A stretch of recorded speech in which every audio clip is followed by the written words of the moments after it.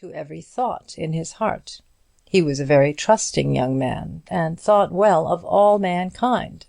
He was a Tory, heart and soul, as his father and grandfather had been before him, and thought especially well of all the magnates round about Wareham and Graybridge, holding the grand names that had been familiar to him from his childhood in a simple reverence that was without a thought of meanness. He was a candid, honest, country-bred young man, who did his duty well, and filled a small place in a very narrow circle with credit to himself and the father who loved him.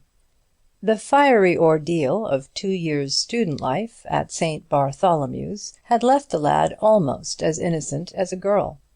For John Gilbert had planted his son during these 2 awful years in the heart of a quiet Wesleyan family in the Seven Sisters Road, and the boy had enjoyed very little leisure for disporting himself with the dangerous spirits of St. Bartholomew's.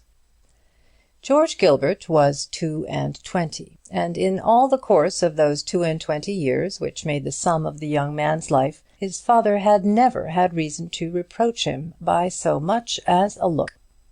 The young doctor was held to be a model youth in the town of Graybridge, and it was whispered that if he should presume to lift his eyes to Miss Sophronia Burdock, the second daughter of the rich maltster, he need not aspire in vain.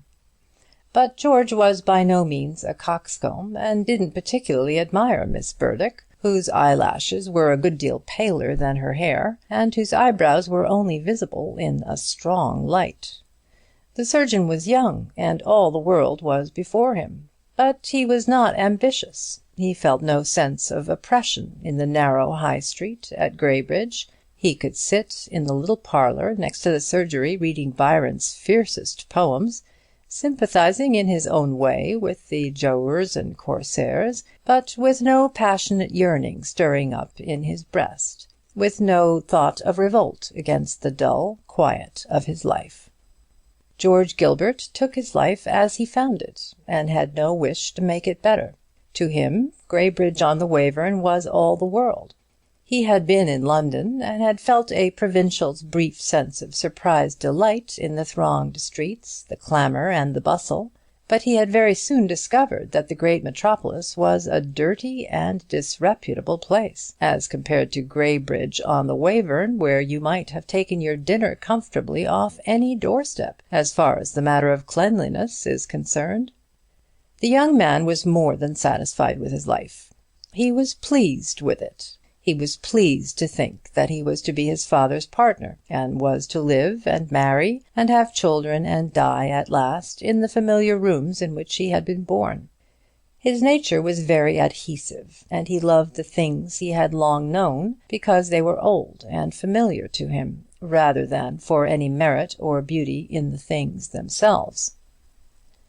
The 20th of July, 1852, was a very great day for George Gilbert, and indeed for the town of Graybridge generally, for on that day an excursion train left Wareham for London, conveying such roving spirits as cared to pay a week's visit to the great metropolis upon very moderate terms. George had a week's holiday, which he was to spend with an old schoolfellow who had turned author, and had chambers in the Temple, but who boarded and lodged with a family at Camberwell. The young surgeon left Graybridge in the maltster's carriage at 8 o'clock upon that bright summer morning, in company with Miss Burdock and her sister Sophronia, who were going up to London on a visit to an aristocratic aunt in Baker Street, and who had been confided to George's care during the journey.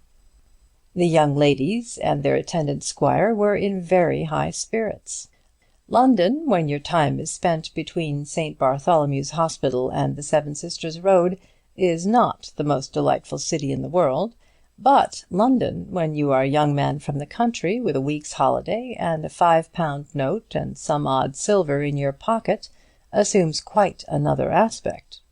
George was not enthusiastic, but he looked forward to his holiday with a placid sense of pleasure, and listened with untiring good humour to the conversation of the maltster's daughters, who gave him a good deal of information about their aunt in Baker Street, and the brilliant parties given by that lady and her acquaintance. But amiable as the young ladies were,